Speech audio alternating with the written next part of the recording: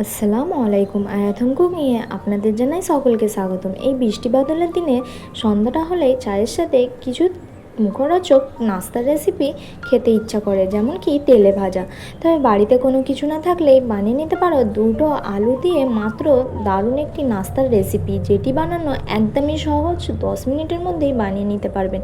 আবার চাইলে এটা স্টোর করেও রেখে দিতে পারেন, 1 সপ্তাহ মতন অনায়াসে থেকে যাবে, খারাপও হবে না। আবার চাইলে বাচ্চাদের টিফিনেও দিয়ে দিতে পারো। তবে চলো দেরি না করে রেসিপিটি শুরু করা যাক। রেসিপি শুরু করার আগে অনুরোধ জানাই রেসিপিটি সম্পূর্ণ দেখার।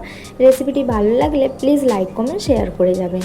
আর যারা আমার চ্যানেলে নতুন, চ্যানেলটিকে সাবস্ক্রাইব করে পাশে থাকবেন। এবার বেশি কথা না বলে রেসিপিটি শুরু করা যাক। প্রথমে আমি এখানে আলু নিয়ে নিয়েছি। তবে এখানে ছোট ছোট যেহেতু আলুগুলোর সাইজ, তাই এখানে আমি 6টা মতন আলু নিয়ে নিয়েছি। তবে বড় সাইজের আলু হলে 2টো নিয়ে নিতে হবে। এবার আলুটাকে আমি গ্রেট করে নেব। মাঝারি সাইজের যে ছিদ্রটা আছে ওটা দিয়েই আমি গ্রেট করে নিচ্ছি। এখানে গ্রেট করে পানির মধ্যে ফেলতে হবে, নাহলে আলুগুলো কালো হয়ে যাবে আর দেখতে একদমই ভালো লাগবে না। আমি গ্রেট করে করে পানির মধ্যে ফেলে দিচ্ছি। আলুগুলো গ্রেট করতে করতে আপনাদেরকে বলে দিই, আপনারা তো প্রত্যেকেই আমার রেসিপি দেখছেন, কিন্তু কেউ লাইক সাবস্ক্রাইব করছেন না। অনুগ্রহ করে যদি আমার রেসিপি ভালো লেগে থাকে লাইক কমেন্ট শেয়ার করে চ্যানেলটিকে সাবস্ক্রাইব করে পাশে থাকার জন্য অনুরোধ জানাই। হয়তো একটি লাইক সাবস্ক্রাইব আপনাদের কাছে কোনো মূল্য নয় বা কোনো দাম নয়, কিন্তু আমাদের মতন যারা ভিডিও বানায় তাদের জন্য একটি লাইক সাবস্ক্রাইব আমাদের মনে ইচ্ছা জাগিয়ে তোলে ভিডিও বানাবার জন্য বা নিত্য নতুন রেসিপি আপনাদের সামনে তুলে ধরার জন্য।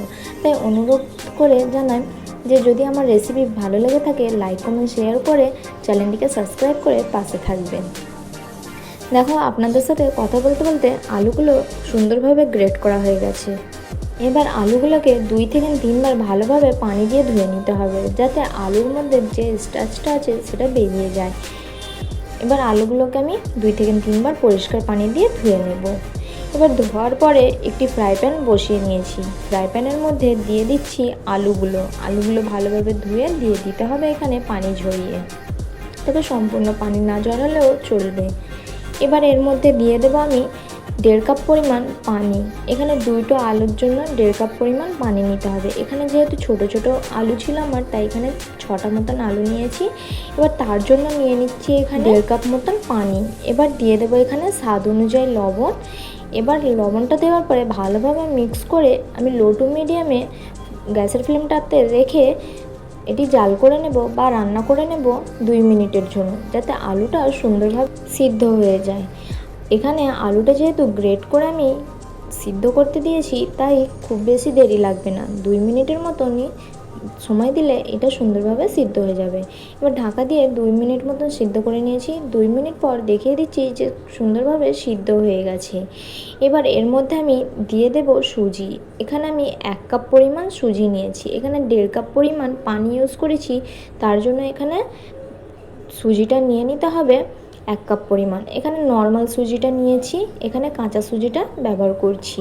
এবার সুজিটা এক হাতে দিতে থাকবো আর এক হাতেটা নাড়াতে থাকবো, নাহলে ঢিলা পেকে যাবে আর এটি একদমই ভালো হবে না।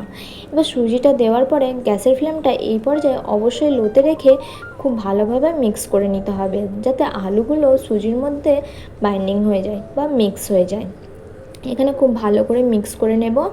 মিক্স হয়ে যাওয়ার পরে যখন একটু শুকনো শুকনো হয়ে আসবে বা যখন একটি ডো তৈরি হতে শুরু করবে, সেই পর্যায়ে আমি দিয়ে দেবো এখানে কাঁচা লঙ্কা কুচি আর ধনেপাতা কুচি। তবে আপনারা চাইলে এখানে চিলি ফ্লেক্সও ইউজ করতে পারেন। যেহেতু বাচ্চার জন্য বানাচ্ছি, তাই এখানে চিলি ফ্লেক্সটা ইউজ করলাম না। এখানে কাঁচা লঙ্কা কুচিটা ইউজ করছি, 1 টেবিল চামচ পরিমাণ কাঁচা লঙ্কা কুচি আর কিছুটা ধনেপাতা কুচি।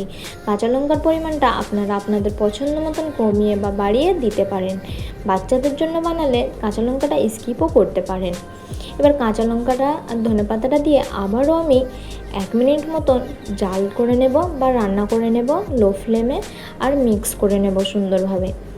এখানে সুন্দরভাবে মিক্স করে নিতে হবে, যাতে এই সুজির ডোর মধ্যে কাঁচা লঙ্কা আর ধনেপাতাটা মিক্স হয়ে যায়।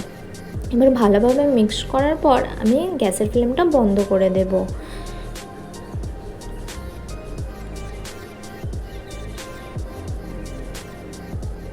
এখানে আমার মিক্স করা হয়ে গেছে। এবার আমি গ্যাসের ফ্লেমটা বন্ধ করে এটিকে 2 মিনিটের জন্য ঢাকা দিয়ে রেখে দেব, যাতে সুন্দরভাবে সেট হয়ে যায় ডোটা, আর সুজিগুলো ফুলে একটু শক্ত হয়ে যায় ডোটা। তাই এখানে অবশ্যই ঢাকা দিয়ে 2 মিনিটের জন্য রেখে দিতে হবে। এখানে বেশি ঠান্ডা করা যাবে না, 2 মিনিট মতন ঠান্ডা করে নিতে হবে। কেন বেশি ঠান্ডা করা যাবে না পরে বলছি। এটা ততক্ষণ 2 মিনিট মতন ঠান্ডা হতে থাক। অন্যদিকে একটি তারকা প্যানের মধ্যে 1 টেবিল চামচ পরিমাণ তেল নিয়ে নিয়েছি আর দিয়ে দিচ্ছি 1 চা চামচ পরিমাণ হিং। এখানে হিংটা তারকা দিয়ে দিয়েছি। এবার ডোটা 2 মিনিট মতন ঠান্ডা হয়ে গেছে। এবার ওই তারকাটা সুজির মধ্যে দিয়ে দেব বা ডোয়ের মধ্যে দিয়ে দেব। এখানে হিংয়ের ফ্লেভারের জন্য আমি ইউজ করেছি, তবে আপনারা চাইলে স্কিপও করতে পারেন। তবে এইভাবে হিংয়ের ফোড়ন দিয়ে দেখবেন, খেতে খুবই সুন্দর লাগে। আর হিংটা যেহেতু আমাদের স্বাস্থ্যের পক্ষে অনেকটাই স্বাস্থ্যকর আর পেটের পক্ষেও অনেকটাই স্বাস্থ্যকর, তাই এইভাবে একটিবার হলেও বানিয়ে দেখতে পারেন, খেতে কিন্তু অসাধারণ লাগে। এবার হিং আর তেল ফোড়নটা মিক্স করে নিতে হবে এই সুজির মধ্যে। ভালোভাবে হাতার সাহায্যে আমি মিক্স করে নিচ্ছি। এখানে মিক্স করা হয়ে গেলে এবার আমি একটা ট্রে নিয়ে নেব। এখানে আমি বেকিং ট্রেটা নিচ্ছি, তবে আপনারা যে কোনো ট্রে বা মোল্ড, কেক টিন বা এমনি প্লেটের মধ্যেও এটিকে সেট করে নিতে পারো। এবার আমি বেকিং ট্রের মধ্যে এইভাবে ঢেলে নেব, ঢেলে সমান করে একটু সাইজ করে নেব। এই কাজটা গরম অবস্থাতেই করতে হবে। সুজির ডোটা ঠান্ডা হয়ে গেলে ভালোভাবে সেট হতে চাইবে না, তাই এটি বলেছিলাম আগেই যে 2 মিনিট মতনই ঠান্ডা করতে হবে। বেশি ঠান্ডা করলে এই ডোটা একদম সেট হতে চাইবে না, আর সেট হতে গেলে অনেকটাই অসুবিধা হবে। তাই এইভাবে গরম থাকা অবস্থাতেই সেট করার চেষ্টা করবেন, তাহলে সুন্দরভাবে সেট হয়ে যাবে। এবার আমি হাতের সাহায্যে এইভাবে করে সমান করে নেব, চারিদিকটা যেন সমান হয়ে থাকে, কোনো দিকে কম বা কোনো দিকে বেশি না থাকে, সমান এখানে ভালোভাবে করে নিতে হবে। এখানে আমার সুন্দরভাবে সমান করা হয়ে গেছে, দেখে নিশ্চয়ই বুঝতেই পারছেন। এবার আপনারা চাইলে এটা ফ্রিজের মধ্যে 5 মিনিটের জন্য সেট হবার লেগে রেখেও দিতে পারেন, আবার চাইলে এমনিও রেখে দিতে পারেন। এটা সুন্দরভাবে সেট করে নিতে হবে প্রথম 5 মিনিট মতন। এবার এখানে আমার 5 মিনিট মতন সেট করে নিয়েছি। 5 মিনিট পর ফিরে এসেছি, তার জন্য দেখো এটা খুব সুন্দরভাবে সেট হয়ে গেছে। এবার আমি চপিং বোর্ডের মধ্যে এটি ঢেলে নেব, ঢেলে এইভাবে করে পিস পিস করে কেটে নেব ছুরির সাহায্যে। তবে আপনারা চাইলে যে কোনো শেপ করে কেটে নিতে পারেন। এখানে আপনারা চাইলে কুকি কাটার দিয়েও ডিজাইন করে কেটে নিতে পারেন, আপনাদের পছন্দ মতন শেপ দিয়ে। তবে আমি ছুরির সাহায্যে এমনি স্কোয়ার শেপে কেটে নিচ্ছি। এখানে আপনারা আপনাদের পছন্দ মতন ছোট বা বড় করে পিস করে নিতে পারেন। এবার আমি ছুরির সাহায্যে এইভাবে করে কেটে নেব পিস পিস করে।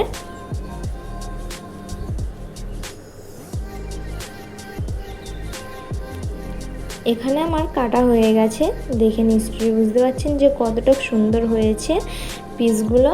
এবার আপনারা চাইলে এইভাবে এমনিও খেয়ে নিতে পারেন, এটা না ফ্রাই করে, আবার চাইলে এটাকে ফ্রাই করেও খেতে পারেন। এখানে আপনারা চাইলে যদি স্টোর করে রাখতে চান, তাহলে এই পর্যায়ে এইভাবে একটি কন্টেনারে বা একটি টিফিনে আপনারা স্টোর করে ফ্রিজের মধ্যে 7 থেকে 8 দিন মতন স্টোর করে রেখে দিতে পারবেন। যখন ইচ্ছা তখন বার করে এটি ডিপ ফ্রাই বা স্যালো ফ্রাই করে খেয়ে নিতে পারেন।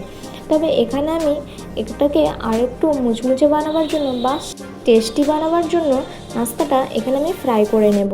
তার জন্য একটি ফ্রাই প্যান বসিয়ে নিয়েছি। ফ্রাই প্যানের মধ্যে পরিমাণ মতন তেল দিয়ে দিয়েছি। তেলটা সুন্দরভাবে গরম করে নিতে হবে। এখানে হাই হিটে তেলটা ভালোভাবে গরম করতে হবে, নাহলে যখন নাস্তাগুলো দেবেন তেলগুলো অনেকটাই টেনে নেবে নাস্তার মধ্যে। তাই তেলটা গরম করে হাই ফ্লেমের মধ্যেই এটিকে ফ্রাই করতে হবে। এখানে বলে রাখি, আপনারা যদি স্টোর করে রাখতে চান তাহলে বিনা ফ্রাই করে এটিকে একটা এয়ারটাইট কন্টেনারে স্টোর করে ফ্রিজের মধ্যে নর্মাল ফ্রিজে স্টোর করে রাখতে পারেন। এবার তেলটা ভালোভাবে গরম হয়ে আসলে আমি একে একে নাস্তাগুলো দিয়ে দেবো। এবার হাই ফ্লেমে আমি এপিট ও পিঠ লাল করে ফ্রাই করে নেব। এখানে যেহেতু সুজিটা প্রথমে আমি রান্না করে নিয়েছিলাম, সুজি বা আলুর ডোটাকে, তাই কাঁচা থাকার কোনোই কথাই নয়। তাই এখানে কালারের জন্য আর মুচমুচে হওয়ার জন্য আমি ফ্রাই করছি। এখানে হাই ফ্লেমে ফ্রাই করতে হবে। এখানে গ্যাসের ফ্লেমটা লোতে রেখে যদি ফ্রাই করতে যান তাহলে অনেকটাই তেল টেনে নেবে এই নাস্তার রেসিপিতে, আর একদমই খেতে ভালো লাগবে না। এবার এটাকে হাই ফ্লেমে আমি ফ্রাই করে নেব। আপনারা চাইলে বাচ্চাদের জন্য যদি বানাতে চান তাহলে আগের দিন বানিয়ে স্টোর করে রেখে দেবেন, সকালে উঠে সুন্দরভাবে ভেজে বা ফ্রাই করে বাচ্চাদের টিফিনে দিয়ে দিতে পারেন। এবার এখানে এক পিঠটা লাল হয়ে আসলে অন্য পিঠটা আরও একবার আমি একইভাবে লাল করে ফ্রাই করে নেব। এখানে সবগুলো একইভাবে আমি ফ্রাই করে নেব। এবার এটা আপনারা চাইলে সস দিয়েও খেতে পারেন, আবার এমনিও খেতে পারেন। তবে এখানে আমি এই নাস্তার রেসিপিটি সার্ভ করেছিলাম কাঁচা আমের হট সস দিয়ে। এই রেসিপি আমার চ্যানেলে দেওয়া আছে, লিঙ্ক আমি ডেসক্রিপশান বক্সে দিয়ে দেবো, আপনারা চাইলে চেক করে নিতে পারেন। এবার এপিট ওপিট ভালো করে এখানে আমি ফ্রাই করে নিচ্ছি কালার হয়ে আসা পর্যন্ত। এখানে এবার আমার ফ্রাই করা হয়ে গেছে, দেখো কতটা সুন্দর কালার এসেছে আর কতটা লোভনীয় লাগছে, তাই না? আপনারা চাইলে আরও একটু কালার করে তুলে নিতে পারেন, তবে আমার কাছে এই কালারটাই ঠিক লাগলো, আমি এইভাবে করে ফ্রাই করে নিয়েছি। এবার তেলটা সম্পূর্ণ ভালোভাবে ঝরিয়ে নিতে হবে। এখানে আমি তেলটা সম্পূর্ণ ভালোভাবে ঝরিয়ে নিচ্ছি।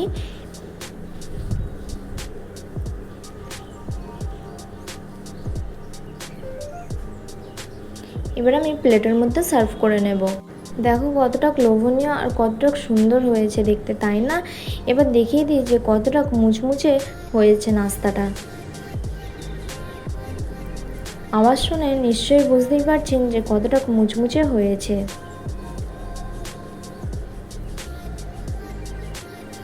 রেসিপিটি কেমন লাগলো অবশ্যই জানাতে ভুলবেন না। ভালো লাগলে লাইক কমেন্ট শেয়ার করে যাবেন, আর যারা আমার চ্যানেলে নতুন চ্যানেলটিকে সাবস্ক্রাইব করে পাশে থাকবেন। একটিবার হলেও বানিয়ে ট্রাই করে দেখতে পারো, কেমন হয়েছে জানাতে একদমই ভুলবেন না। আল্লাহ হাফেজ, আবার দেখা হচ্ছে নেক্সট রেসিপিতে।